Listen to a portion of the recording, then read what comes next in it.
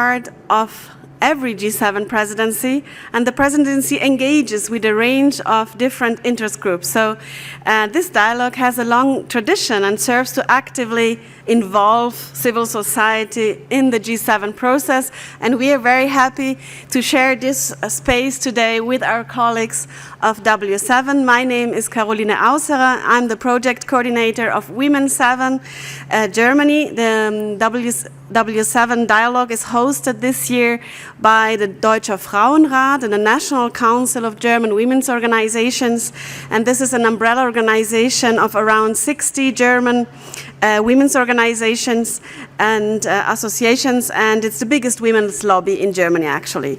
So I'm really happy to be here with my colleague Madita Standke-Erdmann here next to me, and my colleagues also Carolina Klaus from Youth7 and Benjamin Günther from Youth7. All right, thank you very much, Carolina, for this first introduction. Yes, and as you've heard, we are doing a joint press conference here today, so we are here also for the voice of the young people, of the youth. The Youth7 process is also part of the dialogue groups that are accompanying the G7 negotiations. We have been giving inputs to the different ministerial tracks and been accompanying this whole process since the start of this year, like our colleagues from W7 as well. We both had our joint summits, our different summits a couple of weeks ago in May, where we created the proposals, the demands that we now present to you, that we are going to present to you now, that we created for the G7 leaders. You will find them in the communiques in the first rows of this room. There are the communiques with our demands that are setting the goals as presented by the women and the young people accompanying the G7 in this process. We are represented here, and we are here with the support of the International Youth Service of the Federal Republic of Germany, also supported by the Federal Ministry for Family Affairs, Senior Citizens, Women and Youth, and we are representatives of the youth organizations of Germany and of the different partner countries of the G7, as well as the other partner countries that accompanied this whole process, as for example South Africa, Senegal, Ukraine and Indonesia. So we're looking forward to having this little exchange with you now. We're going to present some of our key proposals, our key demands with regards to the G7 now to you, and then later we are going to have a little Q&A session. But first of all, yes, first, before we dive in deeper into our demands, you have you can enjoy a short film we did from the Women7, and it's just 1.5 minutes. Just enjoy it, and then we start into the demands. So enjoy. Thank you. Hey G7, this is the global gender gap. Did you know that it will take us another 135 years to bridge it? That the pandemic has set us back by a generation in closing this gap? That marginalized women and girls in the global south are most vulnerable to the impacts of the climate crisis, even though they have contributed the least to the problem? We need to turn this phase of crisis into a phase of change. This phase of change needs all of our faces, all of our voices, and we are ready to face it. So, are you ready? We are the W7, a joint force of representatives of gender equality organizations and advocacy groups. Our goal is to bring gender justice into focus within the G7. Our demands will be poured into a final declaration, and we hand it over to the presidency. So join us and become a face of change.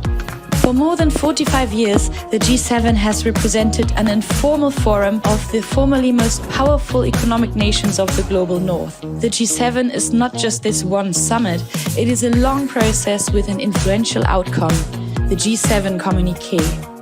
So let's face it, women in all their diversity need to be wherever decisions are being made.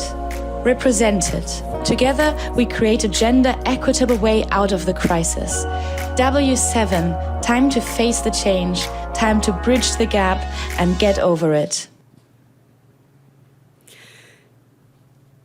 Yes, so this was... Yes, so this is the short movie we wanted to show you, what we also showed in our summit, and where we handed over our communique to the Chancellor and G7 President. So starting now with my colleagues here, we live in a time of multiple crises.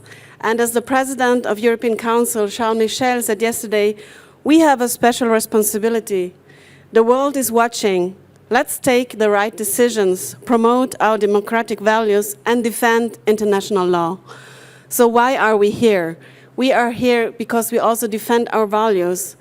A lot is at stake here now. What are the values of the G7? A lot of them are at risk, actually. See what happens in the US right now, Roe versus Wade, the attack of self-determination of women, the attack of Queer Club on Oslo, the dramatic situation of women in conflict regions such as Ukraine, but also Afghanistan. It's also a lot at risk if we send asylum seekers from the UK, if we deport them outside of Europe. And to look at what happens at the European borders, we think this is also something that should be addressed in the G7. And for our side, from the Women7, the crises have gendered impacts, and we have to react to those. So one of our main value is gender equality. Actually, it's a pillar of our democracy, and G7 leaders have several times already emphasized the crucial importance to it.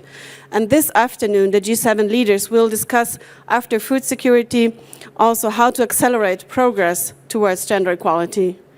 So this is also our concern, how to place gender equality at the center of G7 negotiations and to advance gender equality as a cross-cutting issue in the G7 declarations and commitments.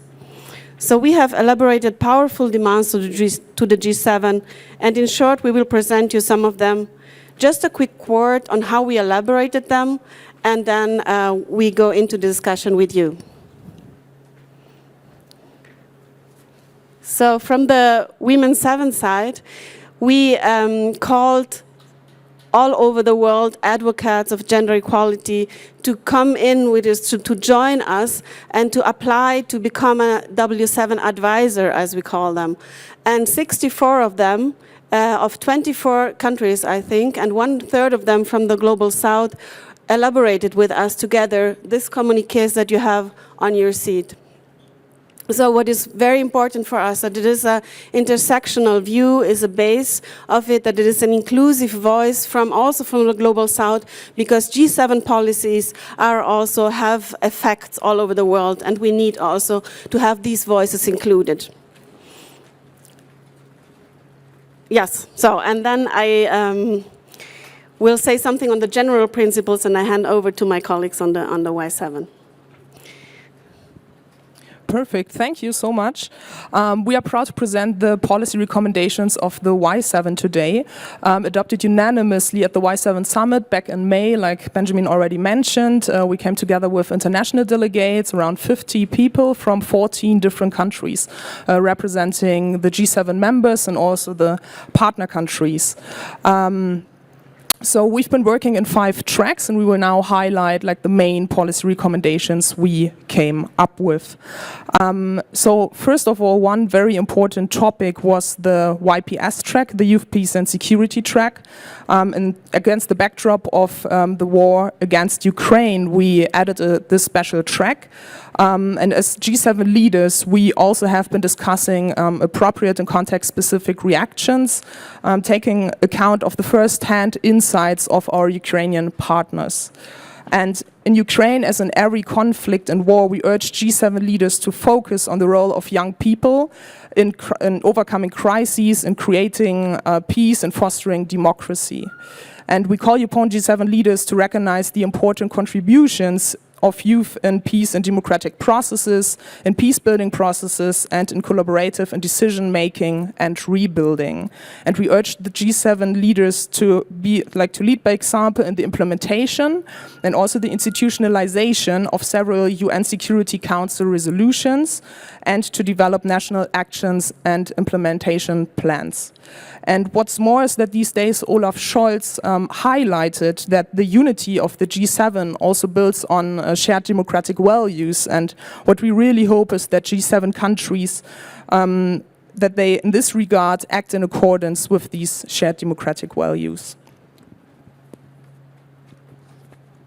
So another very important track was global health and solidarity. And first and foremost, we welcome in the view of the presidential program, the repeated commitment to promote science and research. And one topic on which a lot of research has been done in the past 2 years was mental health. So the academic research is quite impressive. Various outcomes of both short and long-term research show us that mental health of children and youth got severely affected by the pandemic. And in 2021, mental health was therefore on the agenda of the Y7, but we regret to not see it addressed so far under the German presidency.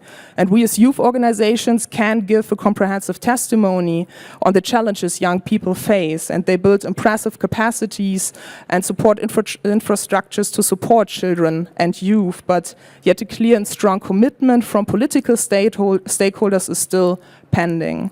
And in the G7 presidency program, mental health is only indirectly addressed within the framework of health at the workplace. And by doing so, people are merely considered as employees and no longer as individuals. And the focus here is simply on people's continuous ability to work, perform, and contribute to the economy. And mental health is neither addressed in the program section of Healthy Lives in the presidential program, nor in the communique of the G7 health ministers. This approach and negligence must be considered unsatisfactory. Growing challenges to mental health from specific issues, like including climate anxiety, for example, or the severe concerns of facing war and the disruptive impact of the COVID-19 pandemic, must be met with comprehensive support services. And that's why we call upon G7 leaders to ensure universal, accessible, effective, and affordable mental health support services across places, education, work, and community life. And national requirements outlining standards for the provision of mental health education from an early age of 7, coupled with national campaigns, training opportunities are needed to address structural causes and to prevent discrimination. And this is not to be mistaken as a temporary phenomenon or a general challenge of teenage years. But addressing mental health means addressing the challenge of our societies, of the whole societies, for years to come. And poor mental health in youth may lead to long-term emotional and physical distress and lifetime conditions. So childhood, adolescence, and early adulthood are crucial for development, for developing positive social and emotional habits, and to foster the well-being of individuals and communities alike. So without doubt, mental health will continue to remain an imminent challenge for a generation. And we would like to stress again that last year the British Prime Minister Boris Johnson followed the recommendations of the Youth7 and included the topic of mental health into the G7 Leaders Program. So we call upon leaders to do the same again this year, as the topic remains to be of utmost importance. And we would also like to stress that we already received massive support from the Sherpa during one of the negotiation meetings, when Canada, US, and USA fully endorsed our policy recommendations on mental health as represented by us. All right, thank you so much, Carolina. I'm just going to dive into a couple of the main topics that the Women7 have actually looked at over the last couple of months, and one of it is climate crisis, and the other one is feminist foreign policy, which I would be looking at in a little. So what we've seen, or what we see every day, droughts, floods, record temperatures, conflicts over resources and wars, forced migration, mass extinction of flora and fauna, these are only some of the severe impacts of the global climate crisis. And the latest IPCC report makes it undeniably clear, and we've seen this every day for the last couple of months, that global leaders have actually failed to implement far-reaching and gender-transformative measures that avert these crises. We have known for a really long time now that climate crisis reproduces gendered and racialized, as well as class inequities between low, middle, high-income economies, between current and future generations, and among all genders. So Women7 call on G7 leaders to implement and to keep the 1.5 degree goal alive by investing into gender transformative climate action and in biodiversity conservation measures that are ecosystem-based, and to divest from fossil fuels that ensure the leadership of women in decision-making. We also urge G7 leaders to meet and surpass the annual $100 billion climate finance goal with additional grants for low and middle income countries, with at least 50% channeled into adaptation. Another really core claim for the Women7 is to address climate migration within international humanitarian rights and international human rights law. And the urgent need for this step becomes undeniably and especially evident these days when looking to Mia at the borders of Morocco and Spain, where more than 30 people fleeing conflict over resources, drought, displacement, and food security issues were heavily injured or killed by border guards. So W7 would like to remind G7 leaders yet again, all of these crises are gendered, and there will be no climate justice without gender equality, and no gender equality without climate justice. And I'll pass on to my colleague now again. Thank you, Madita. I just want to say something about the COVID recovery. The COVID-19 pandemic continues to present a major burden for women and girls and marginalized groups all over the world. So women have lost about $800 billion in income over the past 2 years, but that's of course not all. The violence has increased, also domestic violence, and it will take us now 267 years to achieve global equal economic participation. So Women7 advocates for a gender transformative, inclusive and participatory development and health policy, and for that we call on the G7 to increase public spending on social infrastructure, and this means gender transformative health and care services should get an additional 2% of GDP to address the global care crisis. So this is I think a very good number that you can take with you, and it comes from studies from the International Trade Union Confederation that has showed that this additional 2% of GDP for social infrastructure would really change a lot and help women and girls and other marginalized groups getting ahead of this crisis. A second demand is to promote universal access to healthcare services, including SRHR, and in particular in view of Roe versus Wade in the US. It shows how important this is. And the last thing I would like to mention, to ensure that all programs of official development assistance have a gender lens, and at least 20% of ODA funding channeled into programs with gender equality have as the principal objective. And I pass back to you. Thank you. I'll highlight another topic that is really close to the heart of the Women7, which is the issue of feminist foreign policy, which a lot of countries have adopted or claim to having adopted over the last couple of years, and in their expression and in their implementation, however, vary a lot. So what we call for is coherence and an implementation of feminist foreign policy. But Russia's war against Ukraine and the devastating situation of the people in Afghanistan that people are facing demonstrate painfully that both on a global and local level, historically marginalized people, including Black, Indigenous, and people of color, but also LGBTIQ, continue to be excluded and not listened to in foreign and security policy, peace negotiations, conflict prevention, protection, relief, and response.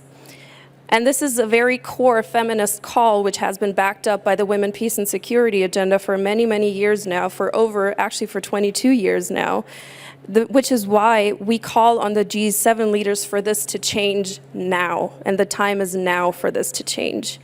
G7 leaders have not committed to ensure a meaningful participation of civil society, without which comprehensive peace on all levels of society is actually impossible to achieve. So let me outline 3 core demands here that Women7 have. Women7 calls for the adoption, implementation, and promotion of a holistic feminist foreign policy upon consultation with civil society actors, in which gender equality and intersectionality must constitute a central goal in all foreign policy areas, including security policy, military spending, humanitarian assistance, and relief programs.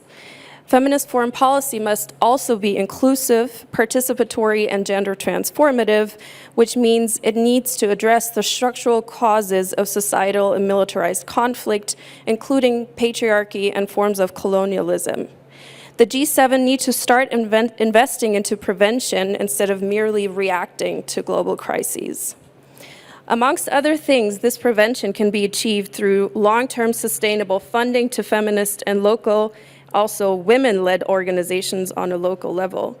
On a multilateral level, severe cuts in funding for the implementation of the United Nations Security Resolution on the agenda on women, peace, and security need to be revised, as it constitutes one of the major tools to prevent and avert crises, as well as harm and suffering. And with this, I would like to pass the mic back to my colleagues from Youth7. Thank you.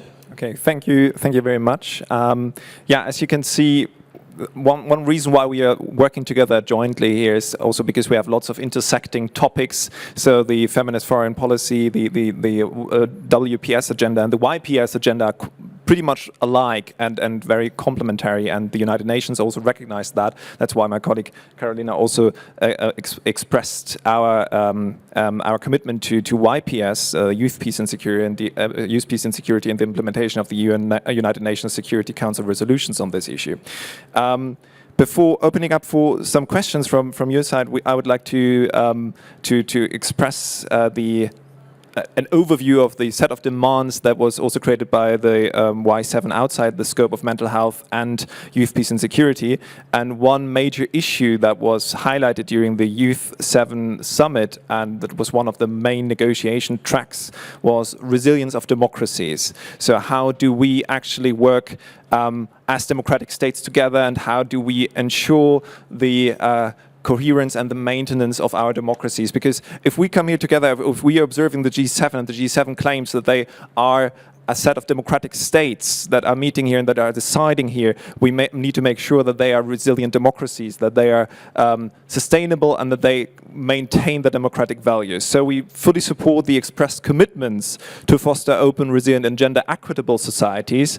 And the 21st century asks for efforts to reshape democracy and to democratize active citizenship. And I think also here the W7 and the Y7 are examples for that, but that's not enough, by far not enough.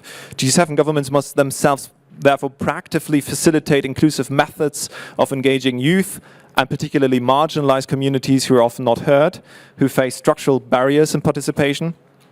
They need to legislate the government's duty to respond mechanisms by latest 2025 and other accountability and transparency measures.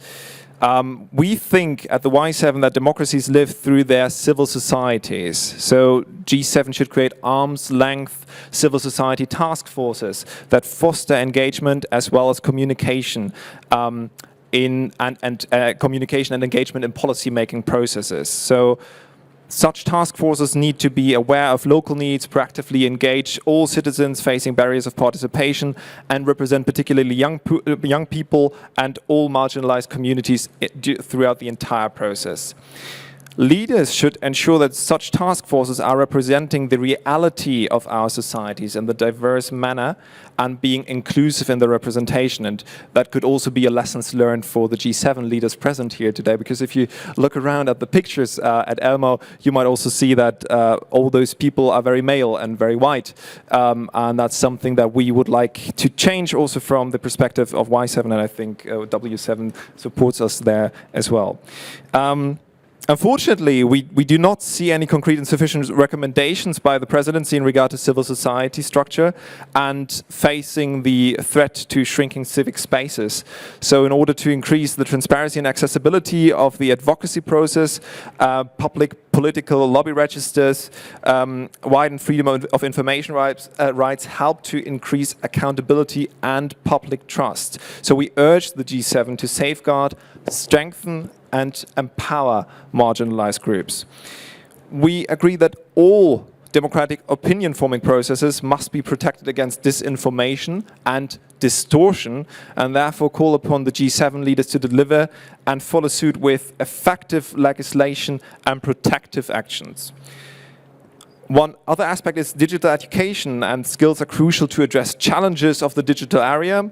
This should be achieved by incentivizing youth participation and critical thinking from an early age, and equality education for all. And further, we call the G7 to reduce the digital divide, advance access to digital devices, infrastructure, and broadband internet. I mean, you might have realized if you're not from Germany and you're traveling to Germany that the lack of broadband internet is quite present sometimes.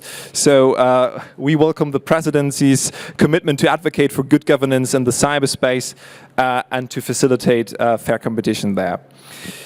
We also urge the G7 to address current threats to open societies in unity and to develop joint definitions, evaluation tools, and a comprehensive science-based understanding of such threats. In view to the Russian aggression against Ukraine, we have seen several pledges by G7 leaders and partners underscoring the notion that we are stronger together. We do firmly agree, and we've shown that by also inviting a Ukrainian delegation to our summit itself. But we also urge these G7 leaders to let this message resonate above and beyond the group of the seven. Collaborate with partners worldwide. We share our democratic values and would like to see human rights advance.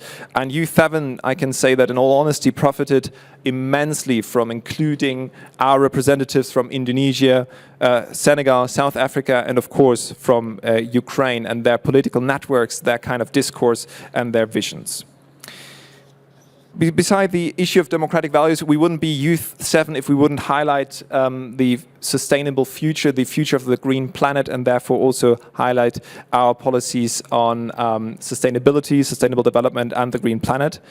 We call for a strong global alliance, and we welcome the establishment of a climate club, but the climate ambition gap must be closed by strengthening global commitments to reach the 1.5 degrees target, and by setting a carbon price floor at an adjusted level to reach that goal.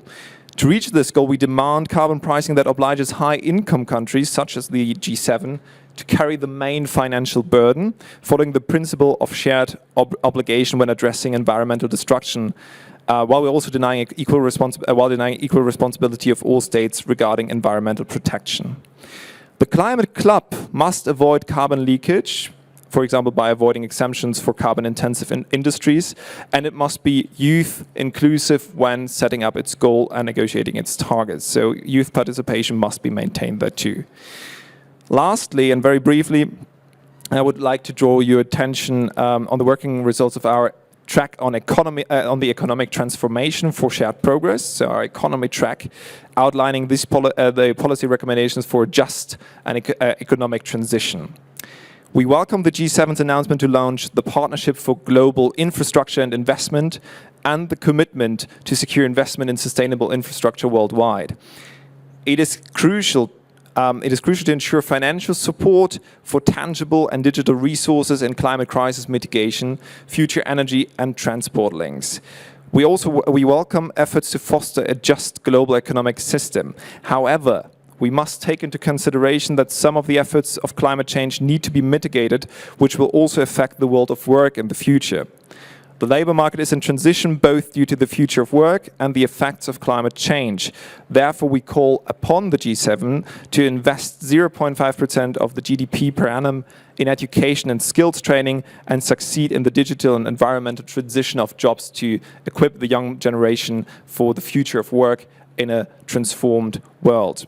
So I think these are pretty much summed up our recommendations. You have, of course, a much longer set of recommendations in front of you, and you may feel free to, of course, help yourselves with the leaflets that we've handed out and take them with you. There are also some communiques over there at the desk, but now we are, of course, also happy to take any questions from your side. So thank you very much, first of all, for your attention, and we are happy to take your questions.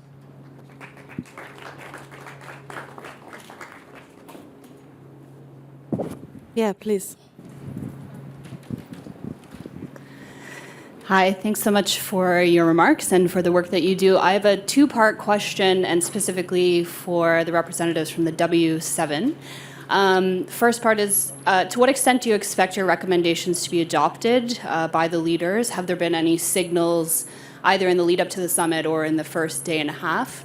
And second part is, how do you measure your own success as an engagement group? Is it ultimately the amount of attention related to gender equality in the final communique? Is it new money pledged? Any other factors that you're looking at particularly? Thanks. Thank you. Okay, sorry. Thank you for this question. So first was, what do we expect, right? So we were working very closely also with the GIEC, this is a Gender Equality Advisory Council, and Jutta Almendinger, who's the representative from Germany, will present or will talk today to the G7 leaders. However, they haven't yet a report. So we asked the GIEC to endorse our W7 demands and communiques, and the whole GIEC communique that was just recently called upon, they agreed, and so we hope very much that they will convey all our messages also to the G7 leaders. And as we also had the opportunity, we said it before, to hand over our communique and implementation plan to G7 President Olaf Scholz at our summit end of May, and he was very positive. Of course, one never knows. So Germany always emphasizes and says how important gender equality is. But then, of course, in the last instance, we need to see what comes across. And actually, what we want to see or what we need to see is also, apart from measurable objectives and financial pledges, also that commitments that are made are also monitored, and to see how can we monitor actually these progress. And we know that a dashboard is upon to come to monitor the gender equality in the different G7 countries. But what we would like to see is kind of an implementation plan of gender equality. So what do the leaders say, and where do the countries go, right? And what would be the different instruments to go there? But I could also pass on to my colleague to add.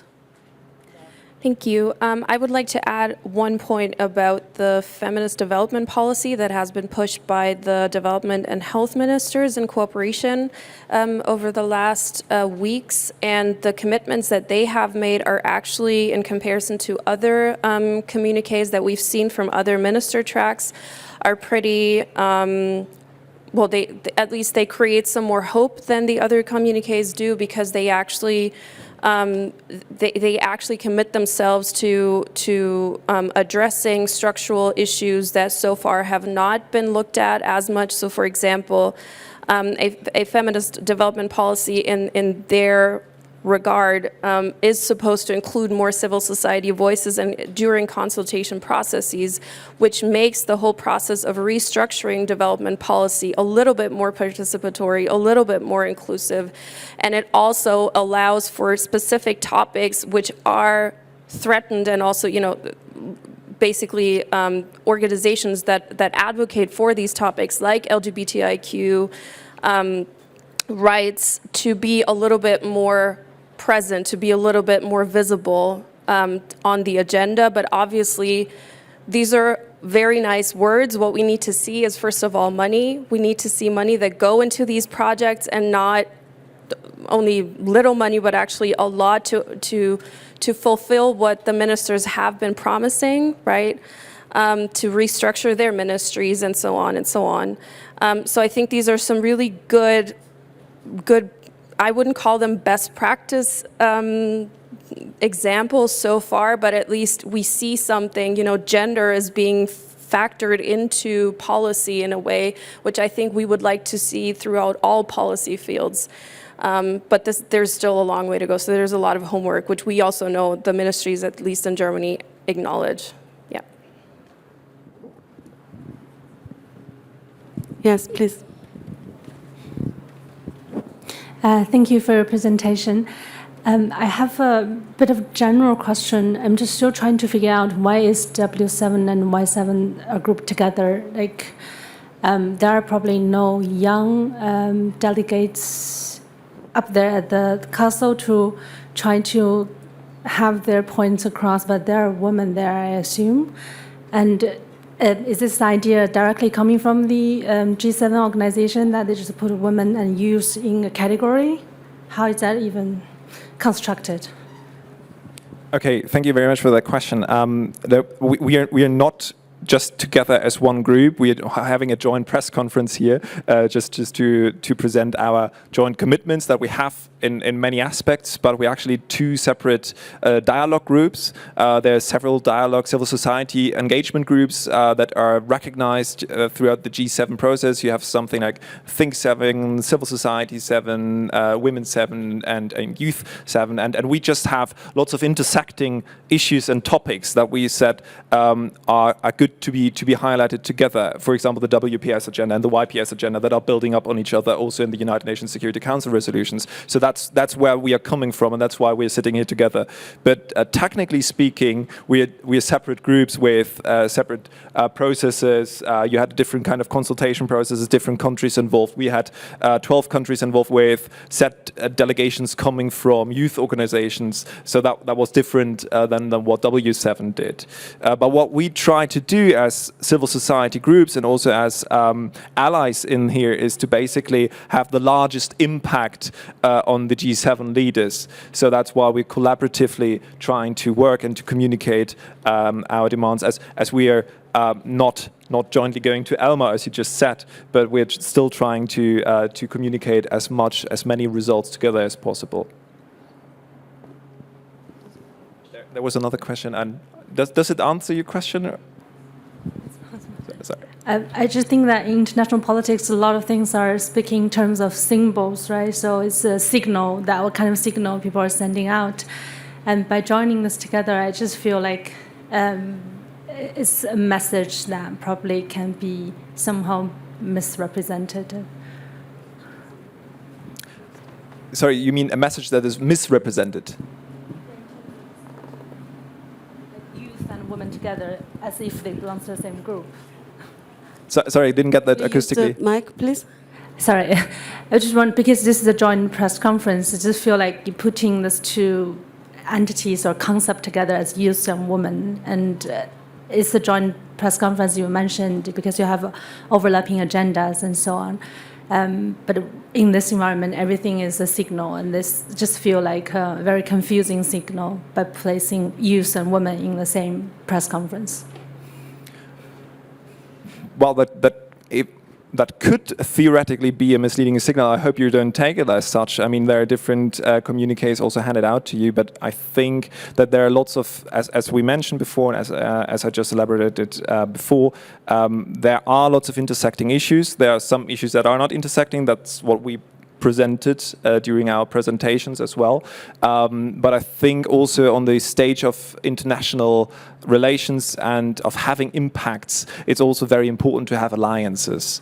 And that's what we are trying to do. And if you look at, for example, the WPS agenda, that set an example that it's important to have women voices heard on the peace and security agendas and the issues mentioned there. And that was a huge first step also for youth as a separate entity to be recognized in there as well. But without this kind of allyship, without this kind of alliances, it wouldn't have been possible. That does not mean that we are always highlighting the same issues, and that's particularly not the case. Like W7 is of course far more focused on gender-specific issues, but we have lots of, or in terms of marginalized groups, lots of intersections and lots of similar experiences. They are marginalized, discriminated against women, as well as they are marginalized, discriminated against youth, and there are also intersections between that, right? We have lots of young women within Youth7 as well. So from our perspective, it's important to have this kind of alliance, but maybe you want to build on that. I would like to open the floor for more questions. I saw one there. Is it still the mic? Could it go over there, please? Thank you. Anna Lehmann from Taz.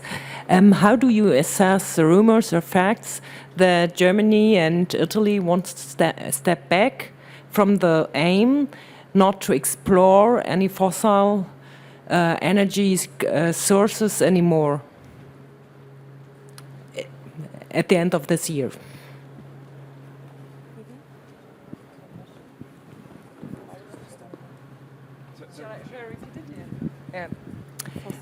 We've heard that Germany and Italy wants to step back from the commitment they did that they will stop the exploitation of fossil energy supplies by the end of this year. How do you assess this fact or rumor? Or what do you fear would happen if they were successful?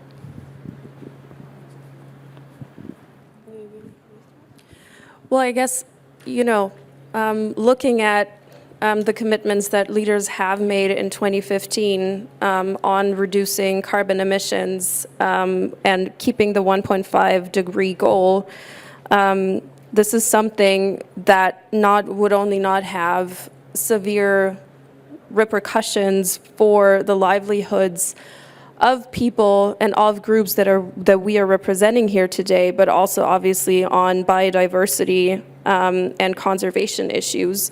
And I would like to highlight again that the climate crisis has a disproportionate effect on women and LGBTIQ communities, but also especially people living in the so-called global South, which is why it is important to understand that countries like that are part of the G7 have a disproportionate responsibility to reduce their climate emissions as well. So obviously, when we, if we think about these things, then this does not only have geopolitical repercussions in short term, but also long term, and it will affect flora, fauna, but also the livelihoods and food security of millions and billions of people. So this is obviously something that we would not look forward to very much, to put it very diplomatically. Would you like to add something to that? Yeah, I think I can add something to that. As we just, you heard our very shortened proposal on sustainability and the green planet, and from the perspective of Y7, it's pivotal that the states, that the G7 as the most powerful states, all of them jointly, drop investment in fossil fuels, and that we end the carbon age. So stepping back from that, if this rumor proves to be true, would be definitely a big disappointment for our delegates, for the entire process of Y7, and would set us back in what you just said, like reaching the 1.5 degree target. And if we want to reach that, we need to be sincere about that. And I think from the perspective also of Y7, it's important to learn from the crisis that is at hand, that we are having, and to invest into going away from fossil fuels, and to not rely on that, particularly in terms of the geopolitical crisis that is now at hand.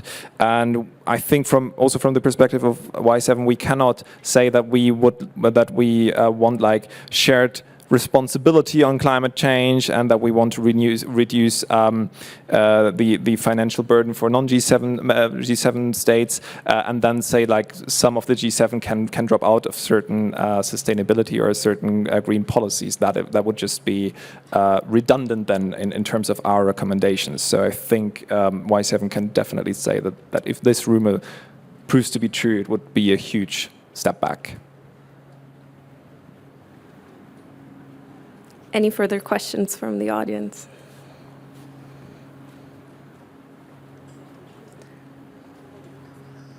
Yeah? Okay. I don't see questions, but it could be also comments. No worries there. Give you a moment more. No. So then, yes, there's one. Okay, please go. Hi. Earlier you brought up the photo that definitely sunk in my mind, where you have a very homogeneous group of people who are leading, I guess, the Western world. What kind of recommendations would you make in terms of, from a leadership perspective, trying to get a little bit more diversity in there?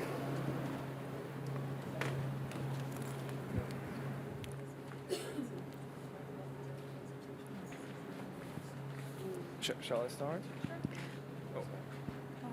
Okay, so I brought up this little reference, so I'll start, but I think my colleagues will jump on that. I think like in terms of that, we need to.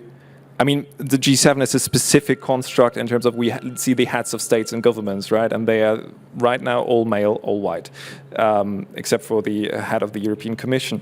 But I think it's both important that within the member states of the G7, we reflect on how we elect our leaders, how we select leaders, and who is going to be supported. You might have seen like what kind of different challenges people face who are not recognized as male and of a certain age. So these barriers need to be dismantled to some extent. That's a task that needs to be done within the G7 and within the states. And I also think that in terms of the representation that happens at the G7 summit, we could also reflect on whether it needs to be that kind of a super exclusive club that meets for nice pictures, and also having lots of discussions there, but then not including other parts of other governments in those kinds of negotiations processes. I think that's something that needs to be reflected upon, and that's what we tried within our structures, within our engagement process, that we did not just focus on the G7 member states, but get different voices heard there. Yeah, I would like to jump in on that and highlight again that the consultation process, especially for the Women7, was highly participatory in a way that we, or the people that really made Women7 are people from over 20 countries in the world, and those do not only, they're not reduced to the G7 countries. There is a specific focus on countries that are affected heavily by the policies of the global North. And these people have been, we've had this 3-stage process of consultation. Writing this, the papers that you have on your seats right now are the knowledge, are the results of their expertise of these people, the inclusion of these voices. And obviously, these processes always come with a notion of self-criticality, where we ourselves have to think about who is representing Women7 right now, for example, or Youth7 on this stage right now, but also how to keep the conversation going in a way that there is potential.